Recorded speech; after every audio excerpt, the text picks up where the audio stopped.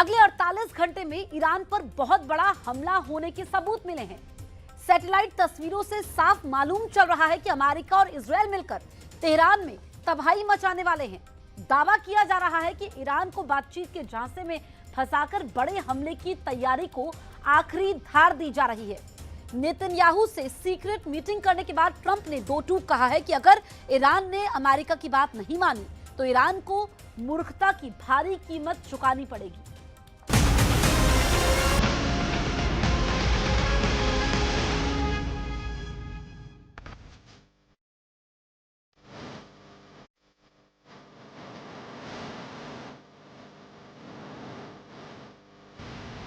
Look at that. It's over. We must continue the strikes. This aggression will not stand.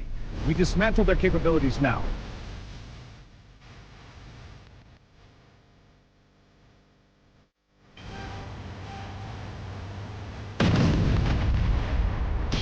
Tehran करेंगे तबाह। 3 घंटे में blueprint तैयार।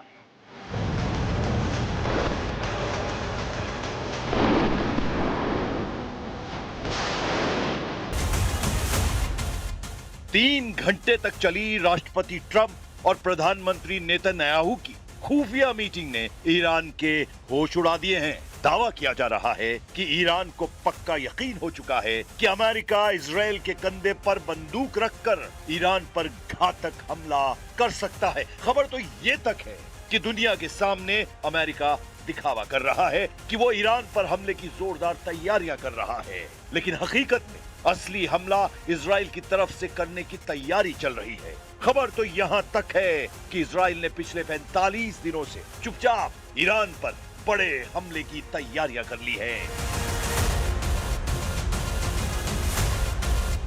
जिसमें इजरायल के 300 जेट एक साथ हमले को तैयार हैं। कुछ नागरिक हवाई अड्डों को भी अस्थायी तौर पर इजरायली सेना ने लड़ाकू हवाई अड्डे के रूप में तैयार कर लिया है। अब सवाल उठता है कि एक तरफ अमेरिका ईरान से बातचीत करने का दावा कर रहा है तो दूसरी तरफ इजरायल के साथ मिलकर ईरान पर हमले की तैयारी में जुटा है। इसके क्या मायने हैं?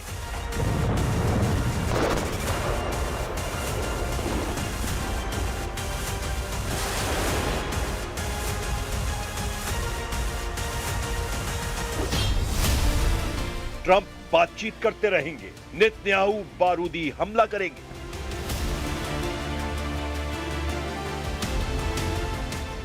पूरा पश्चिमी एशिया या कहें मिडिल ईस्ट इस वक्त सांस रोककर ईरान पर होने वाले हमले का इंतजार कर रहा है। ईरान भी अच्छी तरह से जान चुका है इस वक्त अमेरिका एक बार को बातचीत के बहाने अमेरिकी हमलों को रोका जा सकता है, लेकिन इजराइल को हमला करने से रोकना लगभग असंभव है। तो ऐसे में सवाल है, इस वक्त जंगी की कौन सी चालें चली जा रही हैं? ईरान को रौंदने की तैयारी, 20 देशों का वॉर प्लान एक्टिव। कुछ विशेषज्ञों के मुताबिक इस वक्त ईरान पर हमले को लेकर फूंक फूंक कर कदम रखे जा रहे हैं। खबर है मीडिया के जरिए अमेरिका और इजरायल दोनों ही ये दिखाने की कोशिश कर रहे हैं कि ईरान पर हमले को लेकर अमेरिका और इजरायल में गंभीर मतभेद है। दावा तो यहां तक किया गया है कि इजरायल के पीएम बेंजामिन नेतन्याहू और डोनाल्ड ट्रंप के बीच 3 घंटे से ज्यादा तक मीटिंग हुई, लेकिन कोई ठोस नतीजा नहीं निकला। दावा किया जा रहा है कि अमेरिका ईरान के सिर्फ परमाणु प्रोग्राम पर ही बातचीत करना चाहता है, जबकि इजरायल का कहना है कि ईरान के परमाणु प्रोग्राम के साथ साथ ईरान की बैलिस्टिक मिसाइलों को भी प्रतिबंधित किया जाए, लेकिन अमेरिका तैयार नहीं है। ये हुआ खबर का वो पहलू जिसने दुनिया को दिखाया और समझाया जा रहा है, लेकिन अब समझिए पर्दे के पीछे नेतन्याहू की ट्रंप चाल, यानी अमेरिका ईरान को बातचीत के झांसे में फंसाए रखेगा और इधर इजरायल मौका मिलते ही ईरान पर हमला कर देगा। अमेरिका ये चाहता है कि हम ईरान को मजबूर कर दें कि ये इजरायल का हमला है, ना कि अमेरिका। ऐसी स्थिति में अमेरिका पीछे से इजरायल की मदद करता रहेगा और ईरान अपना पूरा फोकस इजरायल पर करेगा, यानी अमेरिका ईरानी वार्ताकारों को यह समझाने की कोशिश में जुटा है कि अमेरिका ईरान पर हमला नहीं करेगा, लेकिन अगर इजरायल ने किया तो वो जिम्मेदार नहीं होगा। इसलिए अमेरिका और इजरायल ने पूरे पश्चिम एशिया या कहें मिडिल ईस्ट में 18 से 20 देशों को ध्यान में रखकर ऐसी जंगी रणनीति बनाई है। ایران ما در مقابل زیادخواهی های آنها سرخم نخواهد کرد. ایران ما در مقابل بی‌عدالتی ها و تجاوز ها کوتاه نخواهد آمد. ولی ما با تمام قوا در جهت صلح و آرامش در منطقه با کشورهای همسایه در حال گفتگو هستیم. अमेरिका इजराइल का डबल धोखा, जंग में घिरे 20 देश। एक तरफ वॉशिंगटन और तेहरान बातचीत का एक और दौर शुरू करने पर विचार कर रहे हैं, वहीं अमेरिकी प्रेसिडेंट ने ईरान को धमकी दी है। ट्रंप ने पहले दौर की बातचीत को अच्छा बताया, लेकिन साथ ही खुली धमकी दी है कि ईरान मांगे नहीं मानता है तो अमेरिका सैन्य कार्रवाई करेगा। अमेरिकी वेबसाइट एक्सियोस से ट्रंप ने कहा, या तो हम डील करेंगे या पिछली बार की तरह कुछ बहुत बड़ा कदम उठाना होगा। ट्रंप का ये बयान असल में ईरान के लिए डबल ट्रैप है, जरा इसे समझ लीजिए। पश्चिम एशिया में कुल 18 से 20 देश माने जाते हैं, जिनमें इजराइल और ईरान भी शामिल हैं। पश्चिम एशिया के अधिकांश देश मुस्लिम बाहुल्य देश हैं। पश्चिमी एशिया में लगभग 15 से 16 देश मुस्लिम बहुमत वाले हैं। ज्यादातर मुस्लिम देश ईरान के साथ बताए जाते हैं, लेकिन कई मुस्लिम देश पर्दे के पीछे से अमेरिका और इजराइल के साथ बताए जाते हैं। अगर हम ईरान के पक्ष की बात करें तो ईरान सीधे तौर पर कुछ देशों और ताकतवर गुटों का नेतृत्व करता है। इराक, यहां तक कि कई ताकतवर मिलिशिया यानी पीएमएफ ईरान समर्थक हैं और जंग में साथ देने को तैयार हैं। यमन हूथी विद्रोही, यमन का एक बड़ा हिस्सा नियंत्रित करने वाले हूथी ईरान के इशारे पर काम करते हैं। ये ईरान के इशारे पर अमेरिका और इजराइल के अड्डों पर बड़ा हमला कर सकते हैं। लेबनान, हिजबुल्लाह, लेबनान का सबसे शक्तिशाली सैन्य संगठन हिजबुल्लाह ईरान का मुख्य मोहरा है, जो ईरान के लिए पिछले 3 सालों से कुर्बानी दे रहा है। वहीं अगर गैर मुस्लिम देश की बात करें, आर्मेनिया, जॉर्जिया और साइप्रस ये ईसाई बाहुल्य और मुख्य गैर मुस्लिम देश हैं, जिनमें आर्मेनिया ईरान का करीबी बताया जाता है। पश्चिम एशिया में अगर इजराइल और अमेरिका के पक्ष रखने वाले देशों की बात करें तो इजराइल के पास सीधे सैन्य गठबंधन कम है, लेकिन रणनीतिक समर्थन बहुत बड़ा है। अमेरिका इजराइल का सबसे बड़ा सैन्य और रणनीतिक रक्षक है। यूएई और बहरीन ये देश इजराइल के साथ राजनयिक संबंध रखते हैं और ईरान के बढ़ते प्रभाव के खिलाफ इजराइल के साथ खामोश सहयोग करते हैं।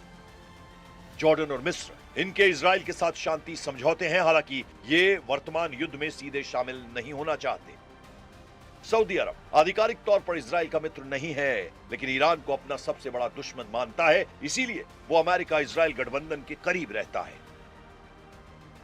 पश्चिम एशिया में तुर्की एक ऐसा देश है जिसकी भूमिका न्यूट्रल से आक्रामक के बीच बदलती रहती है। वो नाटो का सदस्य है, लेकिन गजा और फिलिस्तीन के मुद्दे पर इजराइल का कड़ा विरोध करता है। जनवरी-फरवरी 2026 की सैटेलाइट इमेजरी जैसे प्लैनेट लैब्स ने युद्ध की तैयारियों की पोल खोल दी है। अमेरिका का कतर प्लान, कतर के अल उदीद एयरबेस की तस्वीरों से पता चला है कि अमेरिका ने अपने पैट्रियट मिसाइल डिफेंस सिस्टम को मोबिलाइज कर दिया है। पहले ये एक जगह फिक्स थे, लेकिन अब इन्हें भारी ट्रकों M983 हैमिट पर तैनात किया गया है ताकि ईरानी हमले की स्थिति में इन्हें तुरंत दूसरी जगह शिफ्ट किया जा सके। ईरान की खिलेबंदी, ईरान के नतांज और फोर्डो परमाणु केंद्रों की तस्वीरों में नई सुरक्षा छतें और पहाड़ों के भीतर सुरंगों के गेट को और मजबूत करते देखा गया है। पिकेक्स माउंटेन के पास भारी मशीनरी, क्रेन, कंक्रीट मिक्सर देखी गई हैं, जो इस बात का संकेत है कि ईरान अपने मुख्य ठिकानों को हवाई हमलों से बचाने के लिए उन्हें जमीन की गहराई में और सुरक्षित कर रहा है। हवाई जमावड़ा, कतर और जॉर्डन के बेसों पर अमेरिकी F-15E स्ट्राइक ईगल RC-135 टोही विमान और बड़ी संख्या में टैंकर विमानों के C-135 की मौजूदगी बढ़ी है, जो लंबी दूरी के हमलों की तैयारी का हिस्सा है। लेकिन दूसरी तरफ ईरान भी पूरी तरह से तैयार है। ईरान का सुनामी हमला, ईरान एक साथ 2000 से 3000 मिसाइलें दागकर इजराइल के आयरन डोम को ओवरलोड करने की योजना बना रहा है। अमेरिका की रेड लाइन, अमेरिका ने स्पष्ट किया है कि यदि ईरान ने 60% से अधिक यूरेनियम संवर्धन किया तो वो सीधा हमला कर देगा। As you know, we have a massive flotilla right now going over to Iran. We'll see what happens. I think they want to make a deal. I think they'd be foolish if they didn't. We took out their nuclear power last time, and we'll have to see if we take out more this time. Iran पर dark mode में हमले को तैयार अमेरिकी युद्धपोत। जरा कल्पना कीजिए, अगर अमेरिका जमीन, समंदर और आसमान से एक साथ हमला ईरान पर कर दे तो ऐसे हालात में ईरान क्या कर सकता है? क्या वो अमेरिका और इजराइल के संयुक्त हमले के सामने टिक पाएगा? ये सवाल इसलिए खड़े होने लगे हैं क्योंकि ट्रंप ने बड़ी चालाकी से अमेरिका के सबसे बड़े बेड़े में से एक समुद्री जंगी बेड़े को ईरान के बेहद करीब हमले के लिए पहुंचा दिया है।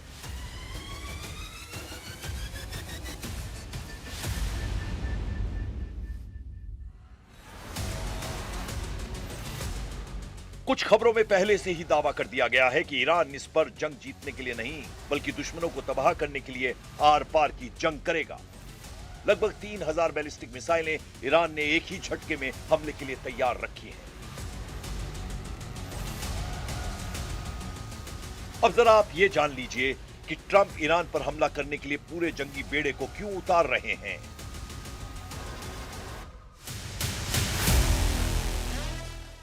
अमेरिकी नौसेना का सबसे शक्तिशाली परमाणु संचालित विमान वाहक पोत यूएसएस अब्राहम लिंकन यानी CVN-72 मिडिल ईस्ट यानी मध्य पूर्व के बेहद करीब पहुंच चुका है। ये दक्षिण चीन सागर से रवाना होकर अब अमेरिकी सेंट्रल कमांड सेंटकॉम के अधिकार क्षेत्र में प्रवेश कर चुका है। अमेरिकी राष्ट्रपति डोनाल्ड ट्रंप ने कहा था कि ईरान बातचीत में रुचि दिखा रहा है, लेकिन इस बयान के बाद तेहरान ने चेतावनी दी है कि हमारी उंगलियां ट्रिगर पर ही हैं। इसी बीच अमेरिका का सबसे विध्वंसक युद्धपोत यूएसएस अब्राहम लिंकन ईरान के करीब पहुंच चुका है। अमेरिकी aircraft carrier USS Abraham Lincoln के साथ पूरा जंगी बेड़ा चलता है। इस युद्धपोत को अमेरिका के दुश्मनों का काल माना जाता है और कहा जाता है कि यह युद्धपोत अकेले ही ईरान की पूरी सेना को धूल चटा सकता है। इसके साथ स्ट्राइक ग्रुप में गाइडेड मिसाइल क्रूजर, विध्वंसक जहाज, सबमरीन और अन्य युद्धपोत शामिल होते हैं। यूएसएस अब्राहम लिंकन को समंदर में चलने वाला सबसे बड़ा जंगी बेड़ा माना जाता है और इस युद्धपोत पर अमेरिका के सबसे घातक लड़ाकू विमान तैनात है। अमेरिकी नौसेना सुरक्षा कारणों से युद्धपोत को गहरे समंदर में डार्क मोड में ला रही है, यानी इस वक्त युद्धपोत के ट्रांसपोंडर बंद हैं, उसके सिग्नल नहीं मिल रहे हैं। आप ये जान लीजिए, जिस अमेरिकी नौसेना का आर्माडा कहा जा रहा है उसमें कौन कौन से जहाज हैं जो ईरान के लिए काल बन सकते हैं। इस आर्माडा यानी जंगी बेड़े में शामिल मुख्य विध्वंसक और सहायक जहाज शामिल हैं। यूएसएस अब्राहम लिंकन बेड़े का नेतृत्व कर रहा विमान वाहक पोत है। यूएसएस मोबाइल बे यानी मोबाइल बे, ये एक टिकोंडेरोगा क्लास की गाइडेड मिसाइल क्रूजर है। डिस्ट्रॉयर स्क्वाड्रन 21 यानी डेस्ट्रॉन 21, इसमें कई घातक अर्ले बर्ग क्लास डिस्ट्रॉयर शामिल हैं, जिनमें मुख्य रूप से यूएसएस माइकल मर्फी यानी DDG 112, यूएसएस स्प्रुअन्स यानी DDG 111, USS Frank E Petersen junior मतलब DDG 121 साथ चल रहे हैं। इनके अलावा यूएसएस जॉर्ज H.W. बुश के नेतृत्व वाले एक दूसरे स्ट्राइक ग्रुप के भी क्षेत्र की ओर बढ़ने की खबरें हैं। इनके अलावा अमेरिका ने मिडिल ईस्ट में अतिरिक्त F-15E स्ट्राइक ईगल लड़ाकू विमानों की तैनाती की है। ईरान के पास फारस की खाड़ी और ओमान की खाड़ी में पहले से ही यूएसएस मिट्शर और यूएसएस मैकफॉल जैसे डिस्ट्रॉयर तैनात हैं। वहीं ईरान की रेवोल्यूशनरी गार्ड यानी IRGC ने भी चेतावनी दी है कि उनकी उंगलियां ट्रिगर पर हैं। डोनाल्ड ट्रंप ने जिस तरह से धमकी दी है वो ईरान पर बहुत बड़े हमले का संकेत साफ तौर पर दे रही हैं।